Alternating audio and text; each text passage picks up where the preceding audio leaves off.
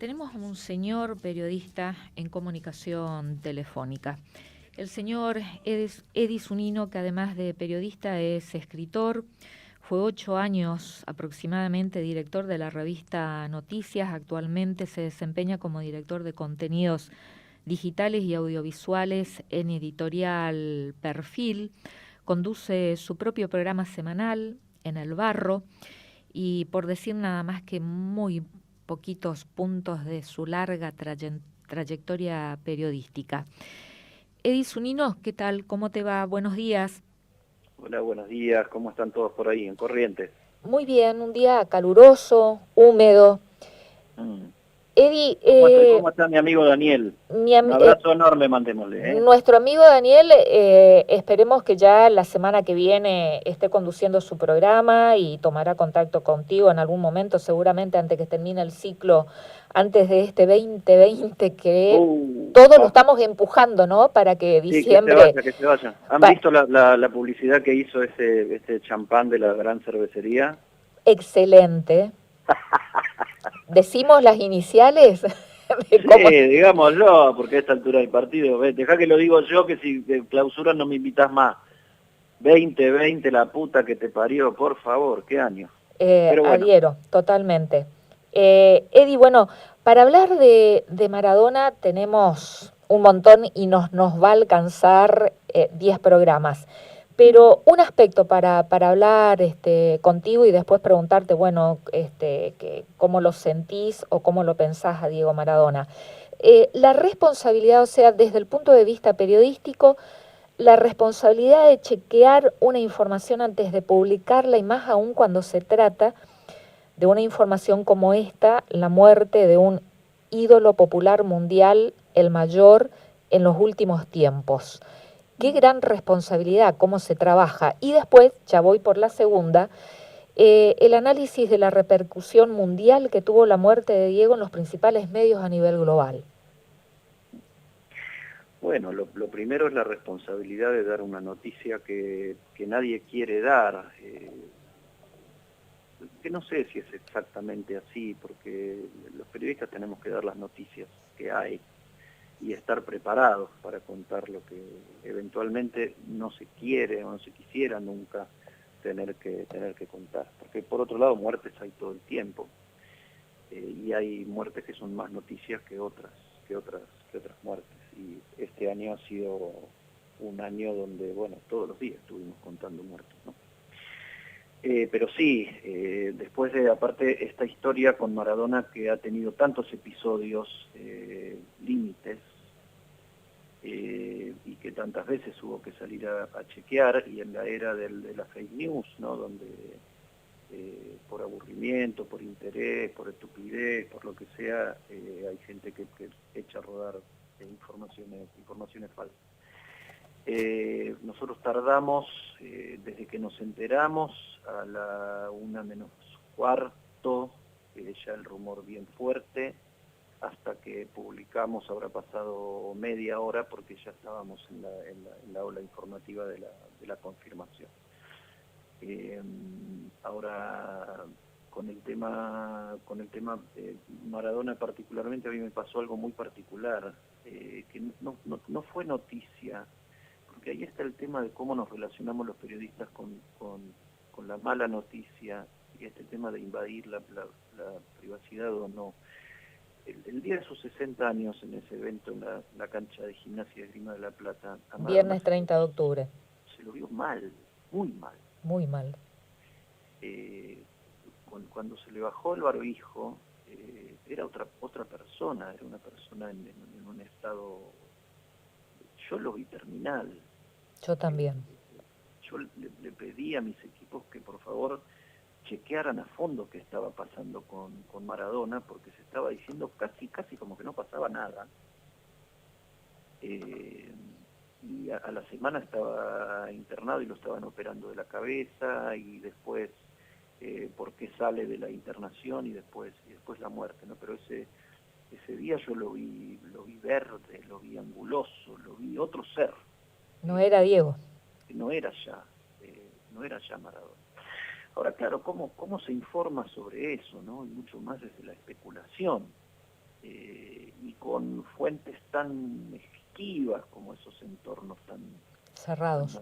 tan manipuladores y cerrados, y también el derecho de la persona a mantenerse en privado, pero una persona tan pública y que se exhibe o es exhibida en esas condiciones en público. Así que, bueno, todo el tema de Maradona ha sido con él en vida y con sus últimos días y al final todo un tema de planteos y de replanteos de lo que vos decís, de cómo se debe y cómo se hace el periodismo. Ahora, vos me preguntabas también por la repercusión en el mundo. Y yo creo que ahí tomamos noción verdadera. Hay un refrán que dice: de lejos se ve más claro, todo se ve más claro de lejos. Y yo creo que de lejos, donde no está el compromiso con Maradona persona, con los programas frívolos de la tarde, con el show mediático, con el negocio, con la politización, con todo lo que ensucia la leyenda, el mito y sobre todo la persona, creo que de lejos se ve más claro. O sea que creo que en las canchas de fútbol del mundo, y acá en Fiorito y en el mundo en Nápoles, es donde se ve puramente el significado trascendente del fenómeno Maradona. Los All Blacks teniendo homenaje cuando los Pumas no lo tienen. Todos los partidos de Ecuador parando al minuto 10. España, Italia, Inglaterra, o sea, gente a la que no sabemos quién es llorando. Qué sé yo, me parece que ahí está el sentimiento más puro, menos manipulado de todos, porque no tiene cotidianeidad, tiene solo la sensación vivida en el momento en que se la vivió. Nuestra relación, obviamente, con Maradona está mucho más contaminada por otras cosas,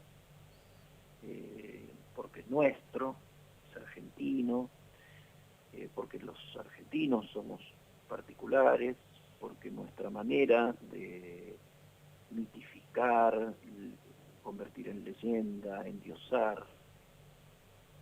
Yo hace un ratito vos hablabas de En el Barro, mi programa semanal que ahora es digital, y yo decía: muchachos, a ver, animémonos a que nos nombren Dios un día, por un día.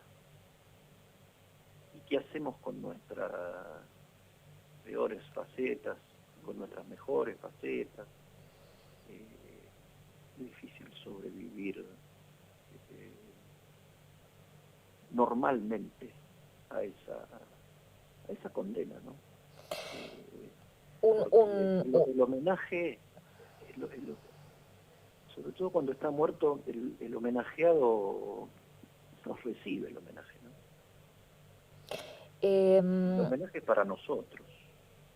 Eddie, El tema es quedarnos pensando qué partes de nosotros homenajeamos cuando homenajeamos a Maradona. y el velatorio, lo que se mostró, el tratamiento periodístico que se le dio. Yo estoy bastante polémico y crítico, siempre lo he sido, pero últimamente más, porque creo que el periodismo argentino, en el mundo, pero el periodismo argentino está viviendo con particularidades argentinas un momento muy crítico de la profesión, el momento más antiperiodístico de la historia del periodismo. Coincido. Importa demasiado lo que parece, importa demasiado la opinión, se opina sin conocimiento de los hechos, Lo que es peor. se opina desde la autosatisfacción y desde la satisfacción del que paga. Y eso tergiversa mucho o sea, ¿qué es la realidad, no? Pero tergiversa mucho la intención del relato de la realidad, que ese es el problema. En la realidad existen los puntos de vista y podemos diferir en la visión de un acontecimiento. Lo que no deberíamos diferir es en la intención de contarlo rigurosamente, pensando en que no es nuestro relato, es el relato que van a escuchar los otros. Es lo que va a formar pareceres, conciencias, visiones, etcétera, etcétera. Yo vi, desde que se decidió que el gobierno iba a hacer el velorio, el funeral, vi en los enemigos del gobierno, en el periodismo enemigo del gobierno, un miedo bárbaro a confrontar con el gobierno para no confrontar con el espíritu maradoniano que estaba dando vuelta. O sea, la demagogia periodística opositora que no se animó a ser opositora en ese marco. Y apenas se complicó un poquito, chao. Todo estaba mal. ¿Cómo era hacer periodismo con este tema? Primero, decir las cosas aunque no gusten, aunque sea en el mejor de los sentidos. La política, con las cosas, hace política, ¿no? No está mal, ni tampoco bien que la política haga política. A esta altura no tendríamos que discutir esto. La política hace política. La política necesita de lo popular. Y la política necesita también de la sensiblería y de la demagogia, lamentablemente. Y en eso creo que el periodismo se ha parecido demasiado a la política, cuando la política justo estaba adoptando las fórmulas narrativas del periodismo para ejercerse a sí misma. Era imposible que ese velorio durara 10 horas. Y contener tanta multitud. Antes ya era imposible preverlo. No, pero aparte esa multitud, ¿no? Porque a mí me decían, bueno, pero ya se organizaron y fue la primera comparación, ya se organizaron los funerales de Néstor y salieron bien. Claro, pero no tiene nada que ver el funeral de Maradona con el funeral de Néstor. El funeral de Néstor fue la fundación ritual de un movimiento político. ¿Y el de Maradona? Fue el final de un proceso traumático. O sea, si vos necesitas convertir a una persona en Dios, es que no te va bien. Necesitas que tu tragedia sea expiada por alguien. Necesitas proyectarte en que existe la posibilidad de tocar el cielo con la mano, porque lo tuyo es el barro. Es la tragedia del vivir cotidiano. Y eso es lo tremendamente salvaje en el endiosamiento de una persona que está viva y encima una persona que es una persona, que tiene debilidades, imperfecciones, vicios, cosas que no se adquieren porque uno sabe sobrellevar la vida, se adquieren para sobrellevarla porque uno no sabe cómo hacerlo. Pero elevado a la categoría de Dios y al fútbol que mueve pasiones y un ídolo elevado a la categoría de Dios que mueva una masa con toda esa carga Claro, de pero una pasión, ¿cómo masa, se controla? ¿Cómo se contiene? Primero con más tiempo. Bueno, pero la familia no quería, bueno, háganlo de otra manera, muchachos. Te coparon la casa de gobierno y te la coparon los barrabravas, que no son personajes ajenos a la política, son personajes que viven en el riñón de la política. Y que le hacen todo este mal al fútbol, ¿no? Y que pactan con la política y pactan con la policía. Y con los Ahora, jueces. y con los jueces, y con el poder, y con todas las cosas. O sea, con todo el poder. Pero nosotros no tenemos nada que ver con los barrabravas. Sí, señores, ustedes tienen mucho que ver con los barrabravas, porque tuvimos un presidente recién, que era presidente de un club grande con una hinchada barrabrava grande, porque tenemos un presidente que se dice fanático argentino junior, porque uno de los grandes socios políticos del presidente, que se llama Hugo Moyano, es presidente de Independiente de Avellaneda, tiene causa por barra brava, el cuñado es el presidente de la AFA, el kirchnerismo promovió hinchadas unidas argentinas, y seguimos, Santilli, River, Massa es Tigre. O sea, tenemos que terminar agradeciendo que los barras no agarraron el féretro y se lo llevaron en andas. Y se comieron a Maradona en un ritual humanda. sí, podía haber sido mucho peor. O sea, la improvisación no es el talento. La improvisación puede salirte bien si tenés talento, pero la improvisación no es el talento.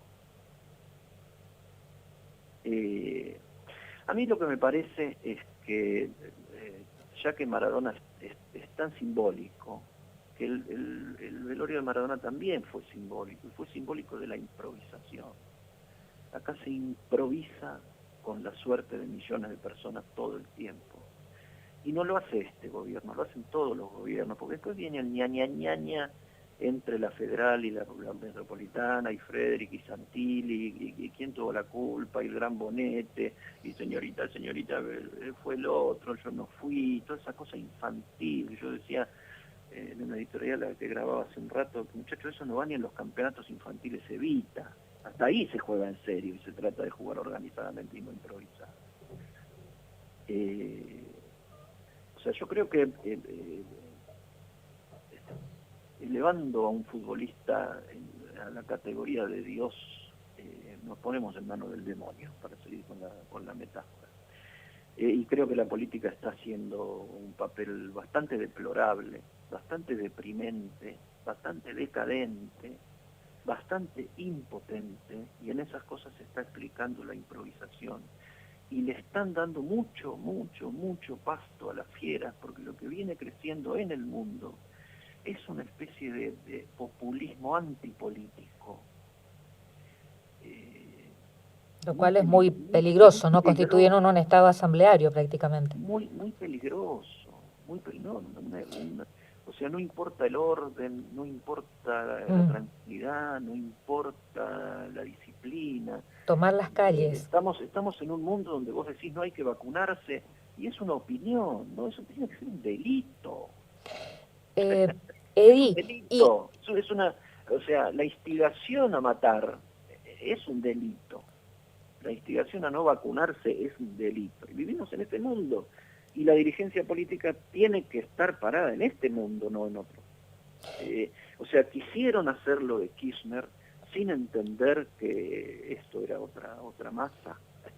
Era otra masa. Era una masa futbolera, era una masa contaminada por el barra brava. Era una masa que si vos cortás una fila con un policía es para pelear. Eddie, en la cancha, con la policía, se pelea.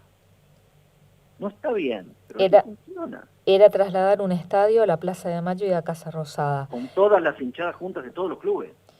Y Maradona. Porque ni siquiera es Boca, River, Independiente, Racing, San Lorenzo, Huracán, Argentino, Platense, Ferro, todos. Y ahora te saco el traje Mandillú, pero bueno, ustedes están allá. Te saco el traje de periodista y te pregunto, a nivel personal, ¿lo pensás o lo sentís al Diego? Bueno, las dos cosas, pero lo primero que me pasó fue sentirlo. A ver, yo creo que uno primero ve, siente después de ver, ¿no? O sea, yo soy un materialista, yo creo en la materia. Perdón, pero del marxismo reivindico ese punto de vista. Maradona era algo material y se paraba en esas dos piernas. Yo lo vi por primera vez jugar a Maradona en la cancha de Huracán en el año 1977. Yo soy de Independiente. Maradona no había cumplido todavía 17 años. La hinchada de Argentinos Juniors fue en la cancha de Huracán porque la de Argentinos todavía no había sido reformada y no aguantaba tanta gente. Y se enfrentaban Bochini y Maradona, ¿no? El nuestro era Bochini, ya consagrado, y Maradona, cuyo verdadero ídolo era Bochini, y Maradona, que originalmente era de Independiente por Bochini. Y la hinchada de argentinos que cantaba Bochini, dejate de joder, miralo a Maradona y así vas a aprender, que visto ahora parece una canción de escuela primaria, ¿no? Me parece la infantilidad de aquel barra bravismo que todavía recién estaba empezando.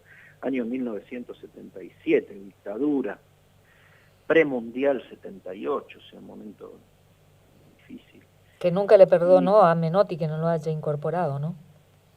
Sí, eso fue un poco después, ¿no? Esto todavía era el 77, y era ver a ese pibe del que todo el mundo ya hablaba, que decían que jugaba bien, y yo, puta, no jugaba bien, era impresionante lo que jugaba. Pero bueno, de este lado estaba Bocchini, y arrancó ganando 2-0 Argentinos Juniors. A la mitad del pasado, a la mitad del primer tiempo ganaba Argentinos 2-0, terminó ganando Independiente 5-2, hizo 4 goles en 6 minutos, del minuto 38 hasta el final. Y eso me quedó a mí como algo, imagínate, 14 años, ¿no? ¿Y te enamoraste del Diego?